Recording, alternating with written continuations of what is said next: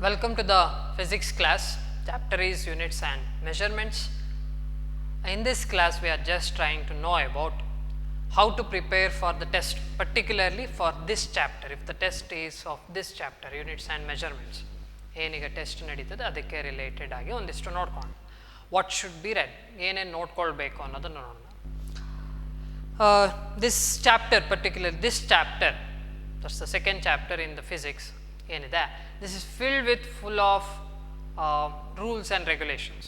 ಒಂದಿಷ್ಟು ಸುಮಾರಷ್ಟು ರೂಲ್ಸು ಎಲ್ಲ ಬರ್ತಾ ಹೋಗುತ್ತೆ.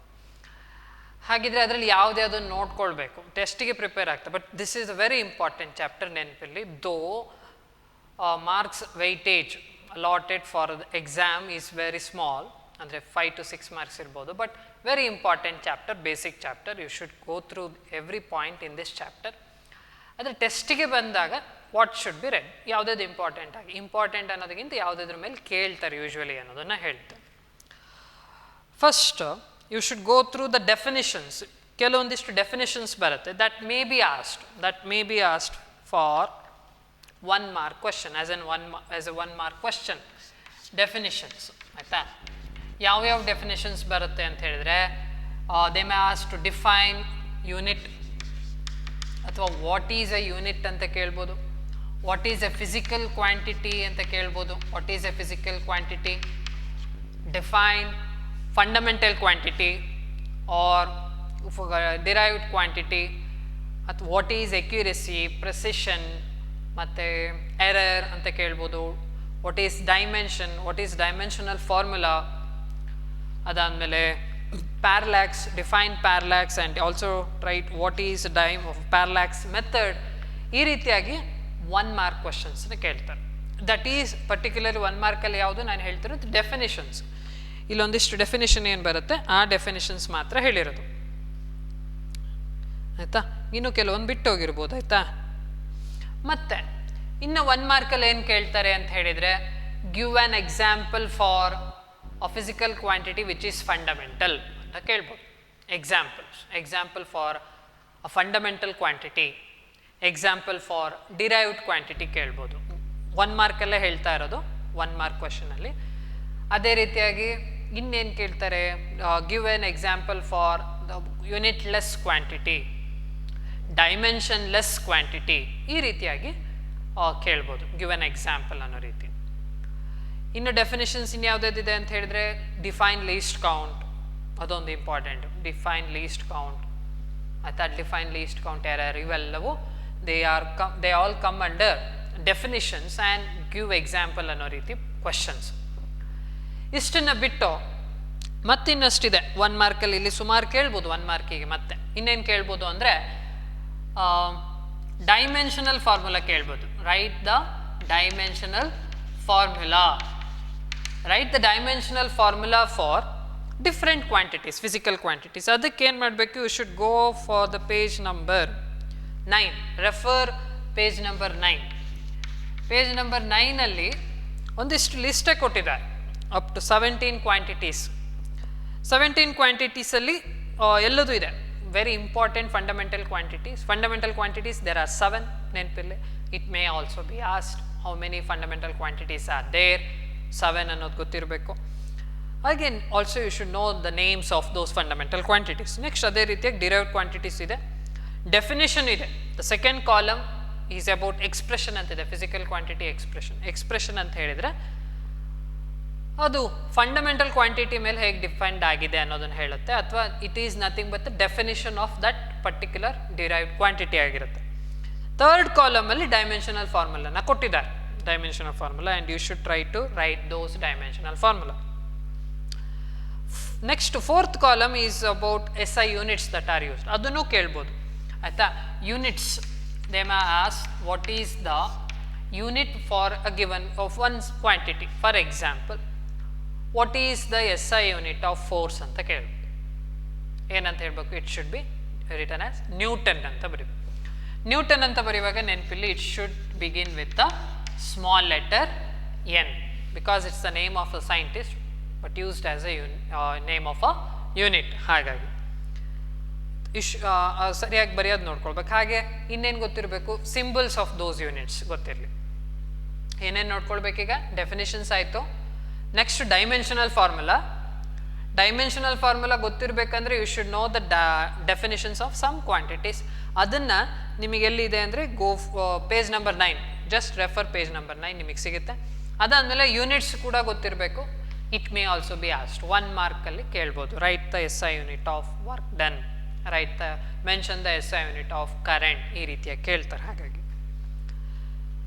ಇದಾದಮೇಲೆ ಇನ್ನು ಏನು ಕೇಳ್ಬೋದು 1 ಮಾರ್ಕಲ್ಲಿ ಅಂತ ಹೇಳಿದರೆ, they may give a number and just try to identify the significant figure. ಇದನ್ನು ಕೂಡ 1 ಮಾರ್ಕಲ್ಲಿ ಕೇಳ್ಬೋದು. ಒಂದು ನಂಬರ್ ಕೊಡ್ತಾರೆ, ಆ ನಂಬರ್ ಕೊಟ್ಟಾಗ you are asked to write the significant figure.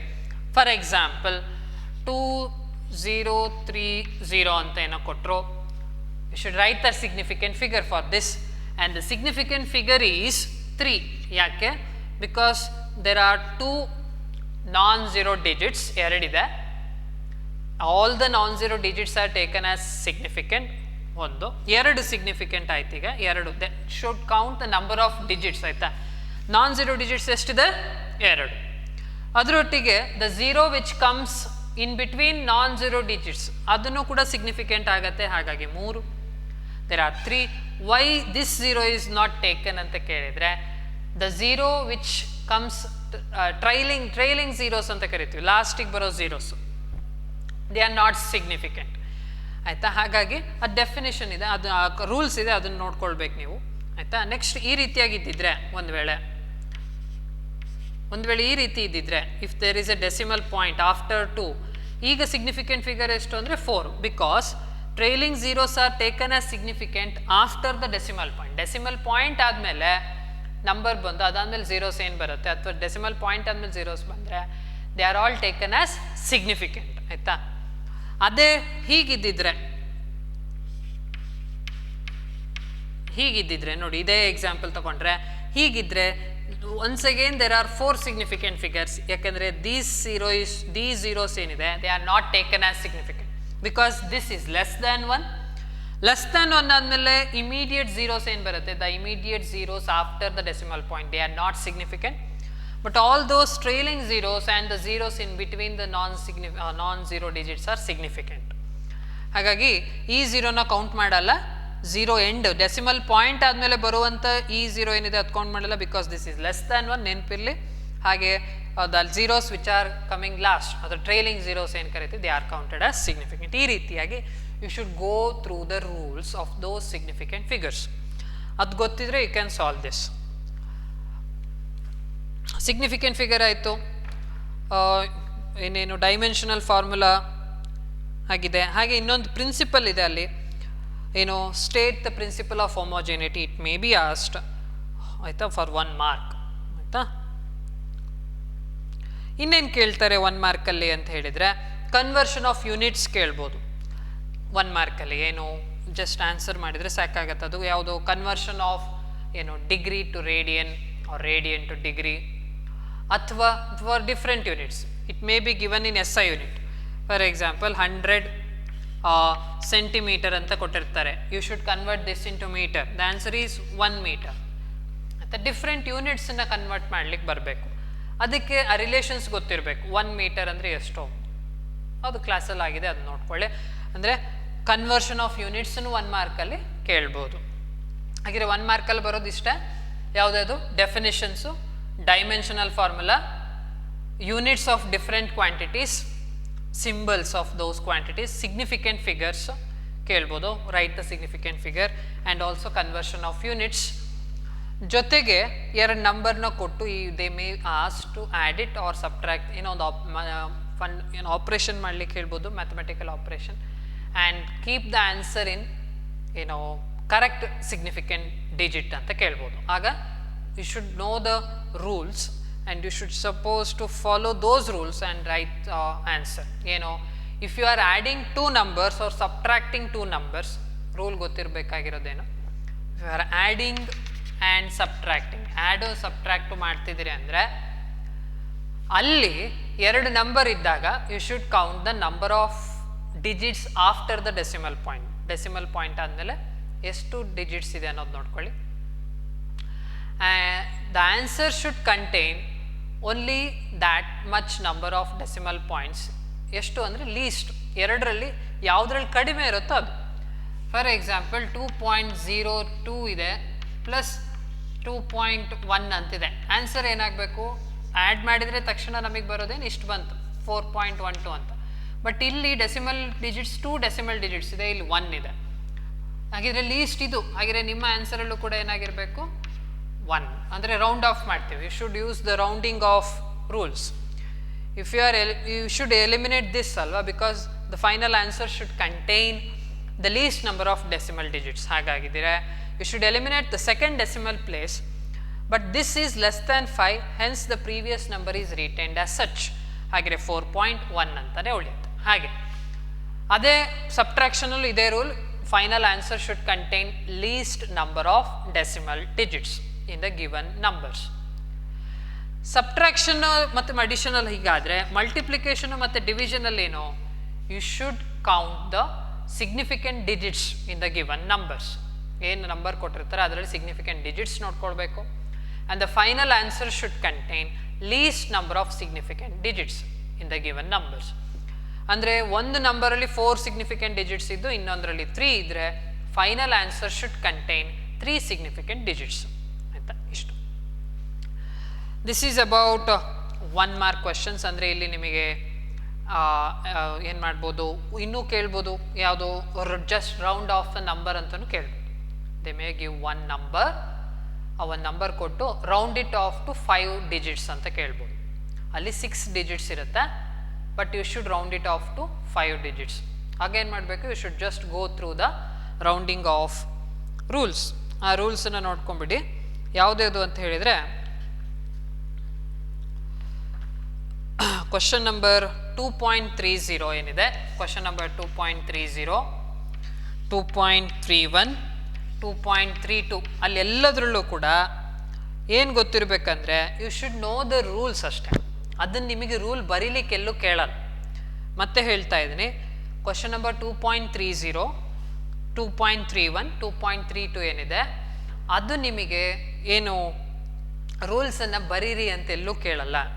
It will be just asked as a sub question. ಅಂದರೆ ಒಂದು ನಂಬರ್ ಕೊಟ್ಟು they may asked to find the significant figure, ಅಥವಾ 2 ನಂಬರ್ ಕೊಟ್ಟು they may just ask to add, round off ಮಾಡಲಿಕ್ಕೆ ಕೇಳ್ತಾರೆ. ಹಾಗಾಗಿ rules ಗೊತ್ತಿರಬೇಕು, but it will never be asked to write the rules. ಹಾಗಾಗಿ ಅಲ್ಲಿ ಹೇಳಿದ್ದಾರೆ ರಿಸಲ್ಟ್ಸ್ ಆರ್ ಇಂಪಾರ್ಟೆಂಟ್. ಏನು ಹೇಳಿತು ರಿಸಲ್ಟ್ಸ್ ಬರ್ತದೆ ಅದು important, not the explanation. Explanation ಏನು ಕಲಿಯೋದು ಬೇಡ. ಇನ್ನೇನು ಕೇಳ್ತಾರೆ ಅಂತ ಹೇಳಿದರೆ, ಯಾವುದೋ ಒಂದು ಈಕ್ವೇಷನ್ನ ಕೊಟ್ಟು they may ask to write the relative error, as in case of 2.38. 2.38 ಕ್ವಶನನ್ನು ನೋಡಿ, ಅಲ್ಲಿ ಒಂದು ಈಕ್ವೇಷನ್ ಕೊಟ್ಟಿದ್ದಾರೆ, z is equal to a power 4 b power half c by c power 3/2 ಅಂತ. It is just ask to find the relative error. ಹಾಗಿದ್ರೆ you should use the relative error, combinational error rules ಏನಿದೆ ಅದನ್ನು use ಮಾಡಬೇಕು. And ಒಂದೇ ಒಂದು answer ಇದೆ ಅಲ್ಲಿ, relative ಎರರ್ನ ಬರೆಯೋದು ಗೊತ್ತಿರಬೇಕು ಆಯಿತಾ. ಹಾಗಿದ್ರೆ ಅದನ್ನು ಕೇಳ್ಬೋದು, ಒಂದು ಈಕ್ವೇಷನ್ ಕೊಟ್ಟು ರಿಲೇಟಿವ್ ಎರರ್ ಹೇಳಿ ಅಂತ. ಹಾಗೆ ಆ ಥರದ್ದು ಕ್ವಶನ್ಸ್ ಬರುತ್ತೆ 1 ಮಾರ್ಕಲ್ಲಿ. ಇನ್ನು ಈ ರೀತಿ ರೂಲ್ಸಲ್ಲಿ ಯಾವುದು ಅಂತ ಹೇಳಿದರೆ ಮತ್ತೆ ಸೇರ್ಕೊಳ್ಳೋದು ಈ 2.26 ಇದೆ ನೋಡಿ, 2.26 ಮತ್ತು 2.27 ಇದರಲ್ಲೂ ಅಷ್ಟೇ you should know the rules. ಏನು 2.26 is related to how to express errors ಅಲ್ವಾ. ಅದರಲ್ಲಿ 4 ಟೈಪ್ಸ್ ಇದೆ, absolute error, mean absolute error, relative error, percentage error.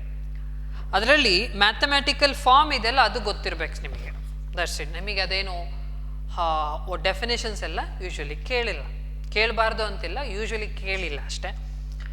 ಆ ಫೈನಲ್ ಆನ್ಸರ್ಸ್ ಇದೆಯಲ್ಲ ಅದು ಗೊತ್ತಿರಬೇಕು. Because if the problem is asked, ಆ ಪ್ರಾಬ್ಲಮಲ್ಲಿ find the mean absolute error ಅಂತ ಕೇಳಿದಾಗ ನಿಮಗೆ ಮೀನ್ ಅಬ್ಸಲ್ಯೂಟ್ ಎರರ್ ಅಂದರೆ ಏನು ಅಂತ ಗೊತ್ತಿರಬೇಕು, ಅಂದರೆ ಆ ಮ್ಯಾಥಮೆಟಿಕಲ್ ಫಾರ್ಮ್ ಗೊತ್ತಿರಬೇಕು. ಹಾಗಾಗಿ just concentrate on that mean absolute error, relative error, percentage error, final results ಏನಿದೆ, ಮ್ಯಾಥಮೆಟಿಕಲ್ ಎಕ್ಸ್ಪ್ರೆಷನ್ಸ್ ಏನಿದೆ ಅದು ಗೊತ್ತಿರಲಿ. ನೆಕ್ಸ್ಟ್ 2.27 ಅಷ್ಟೇ. That question is related two types of combinational errors. ಅದರಲ್ಲೂ ನಿಮಗೆ ಫೈನಲ್ ರಿಸಲ್ಟ್ ಇಂಪಾರ್ಟೆಂಟು.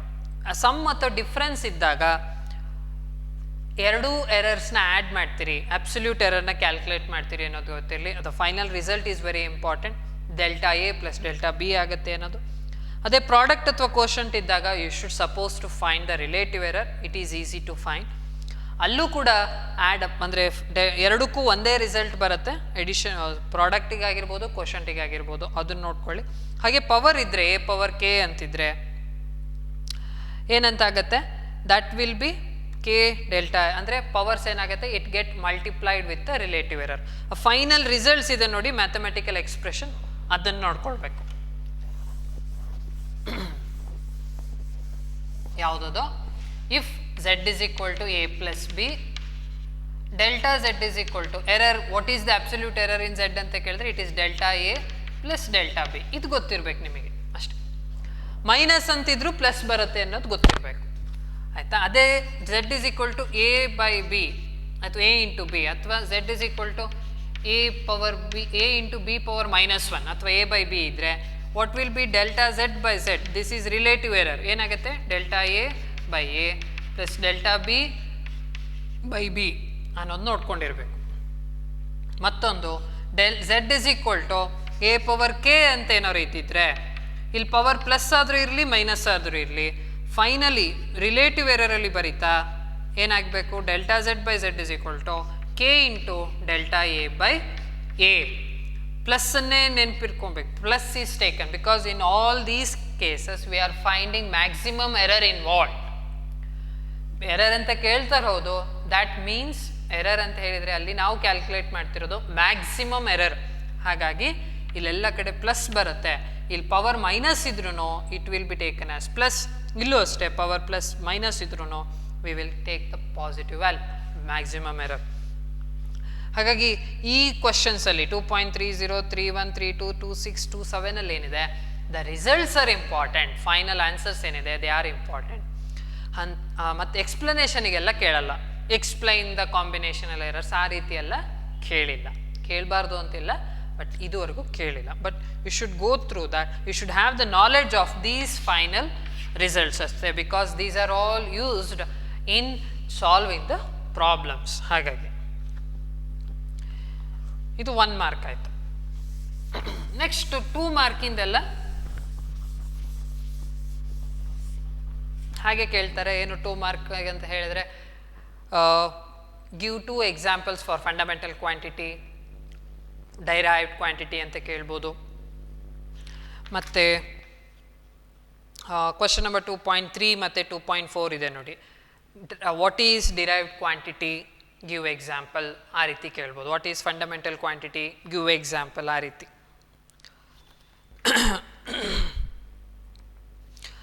ಮತ್ತು ವ್ಯಾಲ್ಯೂಸನ್ನು ಕೇಳ್ಬೋದು. 1 ಮಾರ್ಕಲ್ಲೂ ಕೇಳ್ಬೋದು, 2 ಮಾರ್ಕ್ಸಲ್ಲೂ ಇದು ಬರುತ್ತೆ. What is the value of 1 light year, what is the value of 1 atomic mass unit, ಅಥವಾ ಹೌದು, what is the value of 1 atomic mass unit in terms of kg. ಈ ರೀತಿಯಾಗಿ 2 ಮಾರ್ಕ್ಸಲ್ಲಿ ಬರುತ್ತೆ.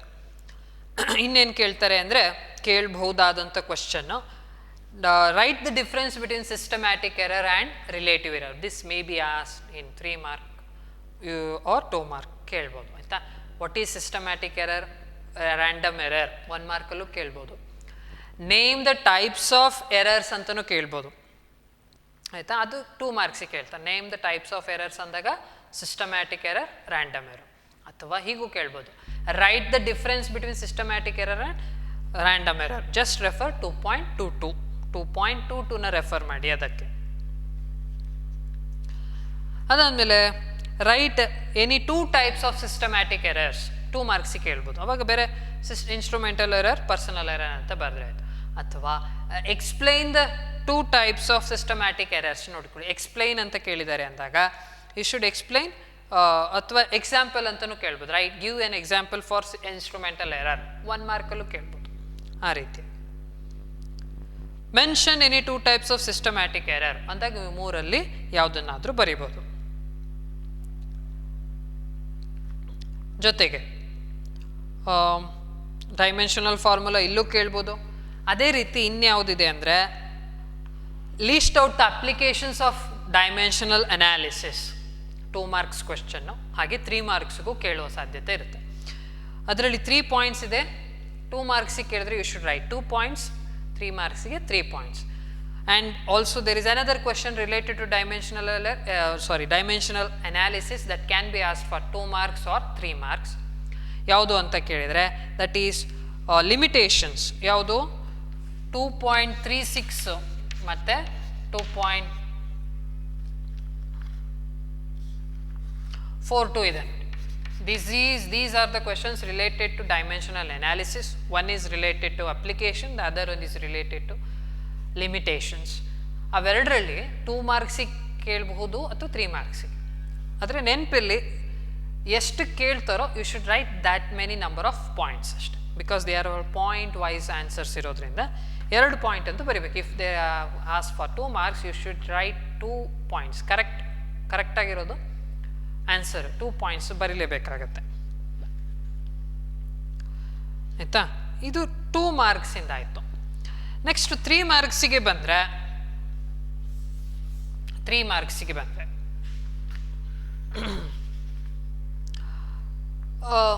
ಇಲ್ಲೂ ಹೀಗೂ ಕೇಳೋ ಸಾಧ್ಯತೆ ಇರುತ್ತೆ. ಏನು? Write the names of the fundamental quantities. Name all the fundamental quantities ಕೇಳ್ಬೋದು, because there are only 7 such quantities. ಹಾಗಾಗಿ ನೇಮ್ ಇಟ್ ಅಂತ ಕೇಳ್ಬೋದು. ಅವಾಗೆಲ್ಲದ್ರದ್ದು ಬರಿಬೇಕಾಯ್ತು ಎಲ್ಲ. You should just name all the 7 fundamental quantities. ಅದು ಇಂಪಾರ್ಟೆಂಟ್, ನೋಡ್ಕೊಂಡಿರಿ. ನೇಮ್ ದ ಫಂಡಮೆಂಟಲ್ ಕ್ವಾಂಟಿಟೀಸ್ ಅಂತ ಕೇಳಿದಾಗ you should have the knowledge to write all those names. ಯಾವುದು 7 ಫಂಡಮೆಂಟಲ್ ಕ್ವಾಂಟಿಟೀಸ್ ಇದೆ ಅದಷ್ಟು ಗೊತ್ತಿರಬೇಕಾಗತ್ತೆ, ಅದನ್ನು ನೋಡ್ಕೊಳ್ಳಿ. ಇನ್ನು 3 ಮಾರ್ಕ್ಸಿಗೆ ಬಂದರೆ 3 ಮಾರ್ಕ್ಸ್ ಕ್ವೆಶ್ಚನಲ್ಲಿ 3 ಮಾರ್ಕ್ಸ್ ಕ್ವೆಶ್ಚನ್ ಯಾವುದಿದೆ ಅಂದರೆ 2.11 ಮತ್ತು 2.12 ಇದೆ ನೋಡಿ. That is define parallax method and obtain the expression for distance of distant object. ಅದೇ ರೀತಿ ಇನ್ನೊಂದು ಕೇಳ್ಬೋದು, define parallax method and obtain the method for determining diameter of moon ಏನಿದೆ ಅಲ್ಲಿ ಅದು ಬೇಕು. ಡಿಫೈನ್ ಪ್ಯಾರಲ್ಯಾಕ್ಸ್ ಮೆಥಡ್ ಅಂತ ಕೇಳಿರ್ತಾರೆ, ಅದಕ್ಕೆ ಆ ಡೆಫಿನೇಷನ್ ಒಂದರಲ್ಲಿ ಮಾತ್ರ ಇದೆ. You should go through that. ಅದನ್ನು ಬರೆದು in 2 marks that will be distributed to diagram. ಅಲ್ಲಿರೋ ಏನು ಡೇಟಾ ಇದೆ ಡಯಾಗ್ರಾಮ್ನ ಎಕ್ಸ್ಪ್ಲೈನ್ ಮಾಡಿ ಅಷ್ಟು. ಡಯಾಗ್ರಾಮ್ನ ಎಕ್ಸ್ಪ್ಲೈನ್ ಮಾಡೋದಂದರೆ ಹೀಗಿದೆ ಅಂದರೆ ಅಲ್ಲೊಂದು ಟ್ರಯಾಂಗಲ್ ಏನಿದೆ, ಎಸ್ ಅಂದರೆ ಏನು ಅಷ್ಟು ಬರೆದ್ರೆ ಆಯಿತು. What is A B? They are the points of observation. ಆ ರೀತಿ. What is S? This is the object which is being observe. What is this theta? This is the angle ಅಂತ ಹೇಳಬೇಕು. What is B? The distance between A B. ಇಷ್ಟು ಬರೆದ್ರೆ ಸಾಕು. Explain ಮಾಡಿ ಆ condition use ಮಾಡಿಕೊಂಡು ಫೈನಲ್ ಆನ್ಸರ್ ಬರುತ್ತಲ್ಲ ಅಲ್ಲಿಗೆ ಆ ಮಾರ್ಕ್ಸನ್ನು ಡಿಸ್ಟ್ರಿಬ್ಯೂಟ್ ಮಾಡ್ತಾರೆ, 1 ಮಾರ್ಕ್ಸ್.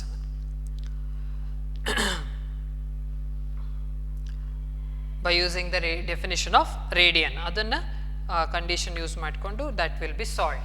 ಅಲ್ಲಿ ಆ 3 ಮಾರ್ಕ್ಸನ್ನು ಡಿಸ್ಟ್ರಿಬ್ಯೂಟ್ ಮಾಡ್ತಾರೆ, ಆಯಿತಾ? ಆ ಕ್ವಶನ್ನು. ಇನ್ನು 3 ಮಾರ್ಕಿಗೆ ಹೇಳಿದ್ದೇನೆ ಆಗಲೇ, ಸಿಸ್ಟಮ್ಯಾಟಿಕ್ ಎರರು ಮತ್ತು ರ್ಯಾಂಡಮ್ ಎರರನ್ನು ಡಿಫ್ರೆನ್ಸ್ ಕೇಳಬಹುದು.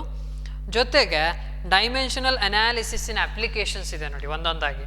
That is next question number 2.37 ಇಂದ ಮುಂದಕ್ಕೆ 37, 38, 39, 40, 41 ಎಲ್ಲ ಏನಿದೆ they will be asked for 3 marks. ಏನೇನು? Conversion of one system of unit to the other using dimensional analysis ಅಂತ ಕೇಳ್ತಾರೆ, ಆಯಿತಾ? ಒಂದು. ಇನ್ನೊಂದು check the correctness of the equation. Check the correctness of the equation ಅಂದಾಗ all the dimensional formulas that you are going to write that should be mentioned within the square brackets. 1 point. Finally, you should compare the LHS values and RHS values. ನೆನಪಿರಲಿ. ಲಾಸ್ಟಿಗೆ ಒಂದು concluding ಸ್ಟೇಟ್ಮೆಂಟ್ನ ಬರೀಲೇಬೇಕು. ಏನು? both LHS and RHS are having the same dimensions, hence from the principle of homogeneity the given expression is dimensionally correct ಅಂತ ಬರೀಬೇಕು. ಅಥವಾ ಇಲ್ಲ ಅಂತ ಹೇಳಿದರೆ ಅಂದರೆ if they are having 2 different dimensions then dimensionally incorrect ಅಂತ ಬರೀಬೇಕು. ಅಥವಾ as RHS and LHS are having the same dimensions the given expression is dimensionally correct. ಇಲ್ಲ, ಇಫ್ ದೇ ಆರ್ ನಾಟ್, ಇಲ್ಲಿಲ್ಲ ಅಂದರೆ ಡೈಮೆನ್ಷನಲಿ ಇನ್ಕರೆಕ್ಟ್. ಆ ಸ್ಟೇಟ್ಮೆಂಟನ್ನು ಕನ್ಕ್ಲೂಡಿಂಗ್ ಸ್ಟೇಟ್ಮೆಂಟಿಗೆ 1 ಮಾರ್ಕ್ ಇರುತ್ತೆ, ಬೇರೆ ನೀವು ಸಾಲ್ವ್ ಮಾಡಿ ಬಿಡೋದಲ್ಲ, ಆಯಿತಾ? Third one it will be asked ಯಾವುದದು 3 ಮಾರ್ಕ್ಸಿಂದ ಇನ್ನೊಂದು ಟು ಡಿರೈವ್ ದ ಎಕ್ಸ್ಪ್ರೆಷನ್. ಅಲ್ಲೂ ಅಷ್ಟೇ ಮಾರ್ಕ್ಸ್ ವಿಲ್ ಬಿ ಡಿಸ್ಟ್ರಿಬ್ಯೂಟೆಡ್. ಏನೇನಕ್ಕೆ? ಫಾರ್ ರೈಟಿಂಗ್ ದ ಡೈಮೆನ್ಷನ್, ಫಸ್ಟಿಗೆ ಈಕ್ವೇಷನ್ ಬರೀತಿರಲ್ಲ ಜನರಲ್ ಈಕ್ವೇಷನ್ ಅದಕ್ಕೆ, then for the writing the dimensional formula, next compare ಮಾಡ್ತೀರಿ, you are going to compare the powers of the respective dimensions, then try to find the, you are going to find the unknown powers ಏನಿತ್ತು ಆ value ಬರುತ್ತೆ, ಅಲ್ಲಿಗೆ 2 marks distribute ಆಗುತ್ತೆ. Finally the 1 mark will be given for the final answer. ಆ unknowns ಏನಿತ್ತು, if you just substitute all those unknowns ಏನು ಸಿಕ್ಕಿರುತ್ತೆ ಅದು, and the final equation will be having 1 mark ಆಯಿತಾ. ಅದ್ರ ಜೊತೆಗೆ ಇಫ್ ದ ಏನು ಕಾನ್ಸ್ಟೆಂಟ್ ವ್ಯಾಲ್ಯೂ ಇಸ್ ಗಿವನ್, ಏನು ಪ್ರಪೋರ್ಷನಾಲಿಟಿ ಕಾನ್ಸ್ಟೆಂಟ್ ವ್ಯಾಲ್ಯೂನ ಕೊಟ್ಟಿದ್ರೆ, take that proportionality constant as 1, you should apply that, ಅದಕ್ಕೂ ಕೂಡ 1 mark ಇರುತ್ತೆ. If you just don't use that given value, 1 mark will be deducted. ನೆನಪಿರಲಿ, ಏನು ಕಾನ್ಸ್ಟೆಂಟ್ ವ್ಯಾಲ್ಯೂ ಕೊಟ್ಟಿರ್ತಾರೆ 2π ಅಥವಾ take it 1, take it as half ಏನು ಕೊಟ್ಟಿರ್ತಾರೆ, that should be finally substituted. If it is not used, 1 mark will be deducted ಆಯಿತಾ. Next ಹೀಗೆ 1 mark 2 mark ಇನ್ problems ಇರುತ್ತೆ. 5 marks ಇಂದ ಆ ಥರದ್ದೇನು ಇಲ್ಲ. 5 marks ಕೇಳಿದರೆ it will be about dimensional equations ಏನಿದೆ, derive the expression for given quantity ಅಂತ ಈಗೇನು ನೋಡಿದ್ದೀವಿ ಫೈನಲ್ ಡೈಮೆನ್ಷನಲ್ ಅನಾಲಿಸಿಸಿಂದು, ಅದನ್ನೇ ಕೇಳ್ಬೋದು ಅಷ್ಟೇ. ಅದು ಬಿಟ್ಟರೆ ಪ್ರಾಬ್ಲಮ್ಸನ್ನು 2 marks 3 marks ಅಲ್ಲೇ ಇನ್ವಾಲ್ವ್ ಮಾಡಿಬಿಡ್ತಾರೆ. ಪ್ರಾಬ್ಲಮ್ ಸಾಲ್ವ್ ಮಾಡುವಾಗಲೂ ಅಷ್ಟೇ, keep this in mind, the first you should write the formula, correct formula that should be used for solving the problem, because the formula will carry 1 mark. Second, ನೀವು substitution ನ ತೋರಿಸ್ಬೇಕು, ಫಾರ್ಮುಲಾದಲ್ಲಿ substitute ಮಾಡಿರೋದನ್ನು ತೋರಿಸ್ಬೇಕು, because that also carries mark. Next simplification ಸರಿಯಾಗಿ ತೋರಿಸ್ಬೇಕು, you should not skip the steps, ಯಾವ್ದು 1 step ಆದರೂ ತೋರಿಸ್ಬೇಕು ಸಿಂಪ್ಲಿಫೈ ಮಾಡಿರೋದನ್ನು. ದೆನ್ ಫೈನಲಿ ಆನ್ಸರ್ ಏನು ಬರುತ್ತೆ, ಆನ್ಸರ್ ಜೊತೆಗೆ ಕರೆಕ್ಟ್ ಆನ್ಸರ್ ಜೊತೆಗೆ it should be having the correct unit ಆಯಿತಾ. ಯೂನಿಟ್ ತಪ್ಪಿತ್ತು ಅಂದರೆ the answer, that final answer carry 0 mark. ಯಾಕೆಂದರೆ ಫಿಸಿಕ್ಸಲ್ಲಿ ನಿಮಗೆ ವ್ಯಾಲ್ಯೂಯೇಷನ್ ಮಾಡ್ತಾ ಕೊಟ್ಟರೆ 1 markನ್ನು ಕೊಡ್ತಾರೆ, if deducted 1 mark will be deducted. ನೆನಪಿರಲಿ, ಹಾಫ್ 1/4 ಆ ರೀತಿ ಮಾರ್ಕ್ಸನ್ನೆಲ್ಲ ಅಲಾಟ್ ಕೊಡಲ್ಲ ಕರೆಕ್ಷನ್ ಮಾಡುವಾಗ. ನೆನಪಿಲ್ಲಿ 1 mark ಕ್ವಶನ್ ಇದ್ದರೆ ಅಲ್ಲಿ ಅರ್ಧ ಆನ್ಸರ್ ಸರಿ ಇದೆ ಅಂತ ಹೇಳಿ ಅರ್ಧ ಮಾರ್ಕ್ಸ್ ಎಲ್ಲ ಕೊಡಲ್ಲ, ಸ್ಟೇಟ್ಮೆಂಟಲ್ಲಿ ಅರ್ಧ ಸರಿ ಇದೆ ಆ ರೀತಿ ಎಲ್ಲ ಏನೂ ಇಲ್ಲ. ಸ್ಕೀಮ್ ಆಫ್ ವ್ಯಾಲ್ಯೂಯೇಷನ್ ಇರೋದೇ ಹಾಗೆ ಫಿಸಿಕ್ಸಲ್ಲಿ. ಏನು, if the marks is provided, full mark will be given, ಅಂದರೆ ಹೋಲ್ ನಂಬರಲ್ಲಿ ಹೇಳ್ತಾರೆ, ಅದು 1 ಅಂತಿದ್ರೆ 1 ಅಂತಲೇ ಕೊಡ್ತಾರೆ. ಇಲ್ಲ, if it is wrong 1 mark ಕ್ವಶನಲ್ಲಿ ಅಷ್ಟನ್ನು ತೆಗಿತಾರೆ, ಅಂದರೆ 0 ವಿಲ್ ಬಿ ಅವಾರ್ಡೆಡ್. ಅದೇ 2 marks ಬಂದ್ರೂ ಅಷ್ಟೇ, ಅಲ್ಲಿ ಸ್ಟೆಪ್ಸ್ ಇರುತ್ತೆ. ಅಥವಾ ಸ್ಟೇಟ್ಮೆಂಟ್ ಇದ್ದರೆ ಸ್ಟೇಟ್ಮೆಂಟ್ ಕರೆಕ್ಟ್ ಇದ್ದು, ಒಂದು ಎಕ್ಸಾಂಪಲ್ ಇದ್ದರೆ 1 example ಸರಿ ಇತ್ತು ಅಂದರೆ 1 mark, ಸ್ಟೇಟ್ಮೆಂಟಿಗೆ 1 mark. ಒಂದು ತಪ್ಪಿತ್ತು ಅಂದರೆ, ಎಕ್ಸಾಂಪಲ್ ತಪ್ಪಿತ್ತು ಅಂದರೆ 1 mark will be awarded for statement. ಹೀಗೆ ಅದೇ ಪ್ರಾಬ್ಲಮ್ ಪಾರ್ಟಿಗೆ ಬಂದರೆ ಹೀಗೆ, ಇಲ್ಲಿ ಫಾರ್ಮುಲಾ ಸರಿ ಇರಬೇಕು, ನೆಕ್ಸ್ಟ್ ಸ್ಟೆಪ್ಸು ಸಿಂಪ್ಲಿಫಿಕೇಷನು, ಫೈನಲ್ ಆನ್ಸರ್ ಎಲ್ಲಿ ತಪ್ಪಾಗ್ಬೋದು, ಆನ್ಸರೇ ತಪ್ಪಾಗಿದ್ರೆ ಹೋಯ್ತು, ಹಾಫ್ ಮಾರ್ಕ್ ಅಲ್ಲಿ ಕೊಡಲ್ಲ, ಯೂನಿಟ್ ಸರಿ ಇದೆ ಅಂತಲೂ ಕೊಡಲ್ಲ. ಅಥವಾ ಆನ್ಸರ್ ಸರಿ ಇದ್ದು ಯೂನಿಟ್ ಸರಿ ಇದೆ ಅಂತೆ, ಆನ್ಸರ್ ಸರಿ ಇದೆ ಯೂನಿಟ್ ತಪ್ಪಿದ್ರು ಅಲ್ಲೂ ಹಾಫ್ ಕೊಡಲ್ಲ, ಫುಲ್ ತೆಗಿತಾರೆ. ಎರಡೂ ಸರಿ ಇದ್ರೆ ಮಾತ್ರ 1 mark ವಿಲ್ ಬಿ ಪ್ರೊವೈಡೆಡ್. ಇನ್ನೊಂದು ಪ್ರಾಬ್ಲಮ್ಸ್ ಮಾಡ್ತಾ ಅಥವಾ ಯಾವುದೇ ಒಂದು, ಈಗ for example check the correctness of the equation ಅಂತ ಕೇಳಿದರೆ, ಅಲ್ಲಿ LHS RHS ಏನು ಸಾಲ್ವ್ ಮಾಡ್ತೀರಾ ಅಥವಾ ಡೈಮೆನ್ಷನಲ್ ಫಾರ್ಮುಲಾ ಬರೀತೀರಾ, ಫಸ್ಟ್ ಈಕ್ವೇಷನ್ಸ್ ಏನು ಬರೀತೀರಾ ಅದು ಸರಿ ಇದ್ದರೆ ನೆಕ್ಸ್ಟ್ ಏನು ಸ್ಟೆಪ್ಸ್ ಇರುತ್ತೋ ಅದನ್ನು ನೋಡ್ತೇವೆ. If the first step itself is wrong, the whole answer will carry 0 mark. Whole answer gets 0. ನೆನಪಿರಲಿ, ನಾ ಹೇಳ್ತಿರೋ ಸರಿಯಾಗಿ ಕೇಳಿಸ್ಕೊಳ್ಳಿ. Derive the expression for finding the distance of A distant object ಅಂತ ಹೇಳಿದಾಗ ಫಸ್ಟ್ ಇನಿಷಿಯಲ್ಸ್ ಏನು ಬರೀತೀರಾ, ಕರೆಕ್ಟ್ ಅದು ಏನು ನೆಸೆಸರಿ ಕಂಡೀಷನ್ ಎಲ್ಲ ತೊಗೊಳ್ತೀರಿ. If it is correct, next ಸ್ಟೆಪ್ಪಿಗೆ ಹೋಗ್ತೇವೆ. If the first initial step itself is wrong, the whole answer will be awarded 0 mark. ನೆನಪಿರಲಿ.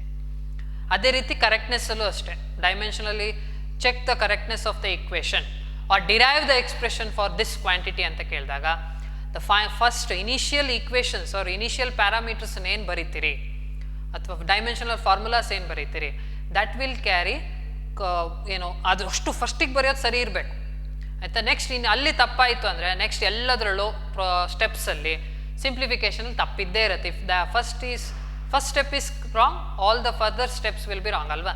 ಹಾಗಾಗಿ ಮುಂದೆ ಯಾವುದೇ ಸರಿ ಇದ್ರೂ ನೋಡಲ್ಲ, ಫಸ್ಟ್ ಸ್ಟೆಪ್ ಸರಿ ಇರಬೇಕಷ್ಟೆ ಆಯಿತಾ.